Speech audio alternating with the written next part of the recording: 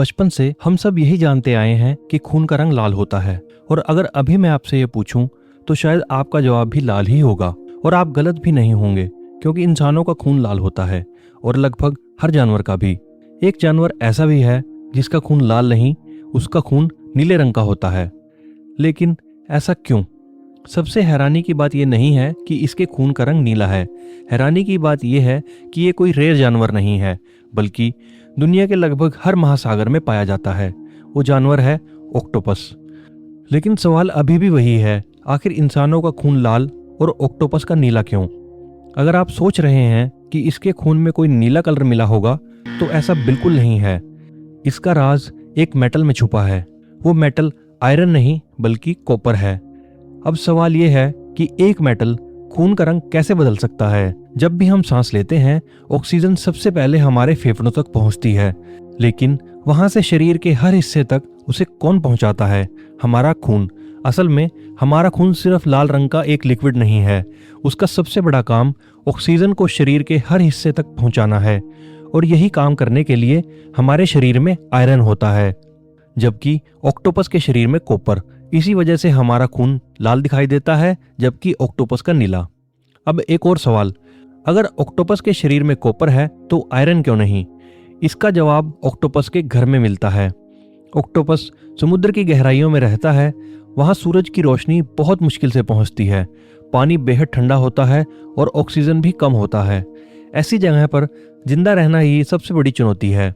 यही वजह है कि ऐसे माहौल में कॉपर ऑक्सीजन को पकड़ने में आयरन से ज्यादा असरदार साबित होता है। और करोड़ों साल की एवोल्यूशन में ऑक्टोपस का शरीर भी उसी माहौल के हिसाब से ढल गया। इसका मतलब ये बिल्कुल नहीं कि कॉपर आयरन से बेहतर है। दोनों अपने अपने एनवायरनमेंट के हिसाब से काम करते हैं। अगर ऑक्टोपस का खून लाल होता तो शायद समुद्र की गहराइयों में वो ज्यादा समय तक जिंदा नहीं रह पाता। यहाँ एक और चीज है जिस पर आपने कभी ध्यान नहीं दिया होगा। अगर इंसानों का खून लाल होता है तो हमारी नसें नीली क्यों दिखाई देती हैं? क्या हमारी नसों में नीला खून बहता है? नहीं, हमारा खून हमेशा ही लाल होता है। नसें सिर्फ हमें नीली दिखाई देती हैं। ऐसा इसलिए होता है क्योंकि हमारी स्किन के अंदर जाने वाली रोशनी वापस लौटते समय नीले रंग को ज्यादा दिखाती है। यानी हमारी नसें भले ही नीली दिखें, लेकिन उसके अंदर बहने वाला खून हमेशा लाल ही होता है। लेकिन ऑक्टोपस की कहानी यहीं खत्म नहीं होती। इसके शरीर में एक नहीं, दो नहीं, बल्कि 3 दिल होते हैं। इनमें से 2 दिल सिर्फ गिल्स तक खून पहुंचाते हैं और तीसरा पूरे शरीर में। सबसे हैरानी की बात अभी भी बाकी है। जब ऑक्टोपस तेजी से तैरता है तो उसका एक दिल कुछ समय के लिए काम करना बंद कर देता है।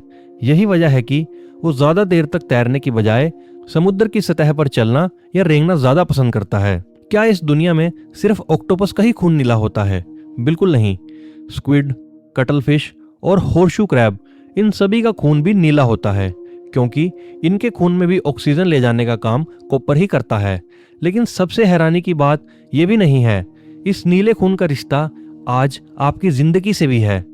जब भी कोई नई मेडिसिन या वैक्सीन बनती है, उसे लोगों तक पहुंचाने से पहले साइंटिस्ट ये जरूर देखते हैं कि उसमें खतरनाक बैक्टीरिया तो नहीं है। और यही पता लगाने में होर्शू क्रैब का नीला खून उनकी मदद करता है। यानी हो सकता है आपके शरीर में लगी किसी वैक्सीन या आपने जो कोई मेडिसिन ली हो, उसे सुरक्षित बनाने में कहीं ना कहीं इस नीले खून ने भी अपना योगदान दिया हो। और यही बात नेचर को इतना हैरान करने वाला बनाती है। एक ही काम यानी ऑक्सीजन को शरीर तक पहुंचाना, लेकिन इंसानों के लिए तरीका अलग, ऑक्टोपस के लिए अलग और दूसरे जीवों के लिए अलग। यही इवोल्यूशन की सबसे बड़ी खूबसूरती है। वो हर जीव के लिए एक जैसा जवाब नहीं ढूंढती, बल्कि उसके माहौल के हिसाब से सबसे सही जवाब ढूंढती है। तो अगली बार जब कोई आपसे पूछे कि खून का रंग क्या होता है, तो शायद आप जवाब देने से पहले एक बार जरूर सोचेंगे, क्योंकि नेचर में हर सवाल का जवाब हमेशा एक जैसा नहीं होता।